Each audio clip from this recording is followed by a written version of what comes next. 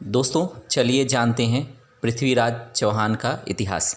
10वीं सदी के हिंदू राजा पृथ्वीराज चौहान को राय पिथौरा के नाम से भी जाना जाता है। महाराजा अनंत पाल ने अपने नाती पृथ्वीराज चौहान को अपनी बेटी और दामाद की सहमति से दिल्ली की गद्दी का उत्तराधिकारी घोषित किया था। पृथ्वीराज को दिल्ली के अंतिम शासक के रूप में भी जाना जाता है। पृथ्वीराज ने दिल्ली का नवनिर्माण कराया था। वह बचपन से ही तीरंदाजी और तलवारबाजी के शौकीन थे। वो बहुत ही साहसी और युद्ध में माहिर थे। पृथ्वीराज को बचपन में ही कई बार मारने की कोशिश की गई। कन्नौज का राजा जयचंद पृथ्वीराज की उन्नति सहन नहीं कर पा रहा था। वह पृथ्वीराज का घोर शत्रु बन गया। पृथ्वीराज ने जयचंद की पुत्री संयोगिता से विवाह किया। दोस्तों कहा जाता है कि संयोगिता काफ़ी सुंदर थी। संयोगिता और पृथ्वीराज की प्रेम कहानी आज भी मशहूर है। एक बार एक चित्रकार पन्नाराज दिल्ली से कन्नौज आया था, जो अपने साथ दिल्ली और पृथ्वीराज के कुछ सुंदर और दुर्लभ चित्र लाए थे।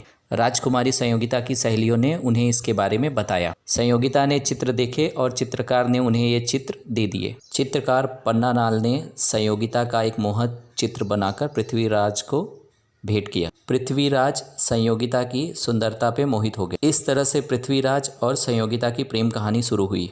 महाराज जयचंद ने संयोगिता के स्वयंवर में पृथ्वीराज को आमंत्रित नहीं किया, जिसके कारण पृथ्वीराज ने संयोगिता की सहमति से उनका अपहरण कर लिया और राजधानी पहुंचकर विवाह किया। पृथ्वीराज चौहान ने अपने राज्य का विस्तार हरियाणा से राजस्थान तक किया। मुस्लिम आक्रमणकारियों के खिलाफ राजपूतों को एकत्रित किया था।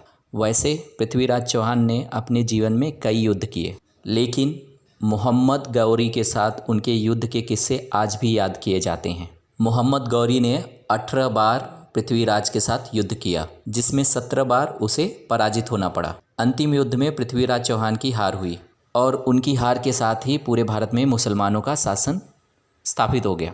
इसके बाद मोहम्मद गौरी ने पृथ्वीराज को बंदी बना लिया और पृथ्वीराज की आंखें गरम सलाखों से फोड़ दी।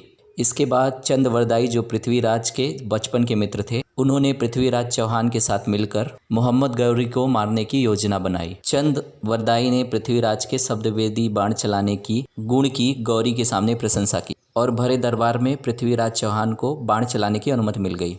उस वक्त चंदवरदाई ने पृथ्वीराज को इन पंक्तियों 4 बांस 24 गज अंगुल अष्ट प्रमाण ता ऊपर सुल्तान है मत चूके चौहान, और उन्होंने बता दिया कि गौरी कहाँ बैठा हुआ है। इन पंक्तियों को सुनकर पृथ्वीराज ने गौरी को मार दिया और इसके बाद चंदवरदाई और पृथ्वीराज ने एक दूसरे को मार डाला। जैसे ही ये खबर संयोगिता ने पाई तो उसने अपने प्राणों का भी अंत कर दिया। दोस्तों ये कुछ पृथ्वीराज चौहान के इतिहास से जुड़े महत्वपूर्ण तथ्य हैं। यदि आपको हमारी ये जानकारी पसंद आई हो तो इस वीडियो को लाइक करें और अपने दोस्तों के साथ ज़रूर शेयर करें।